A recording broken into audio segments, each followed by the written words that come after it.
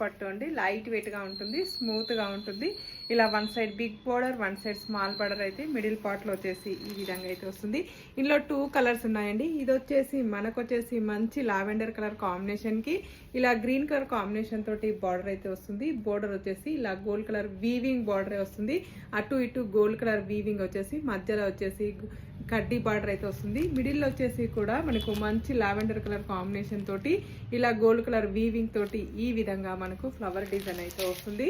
ఇలా one side big border, one side small border అండి. ఇలా మిడిల్ పార్ట్ మొత్తం కూడా చేసి ఈ విధంగా అయితే వస్తుంది.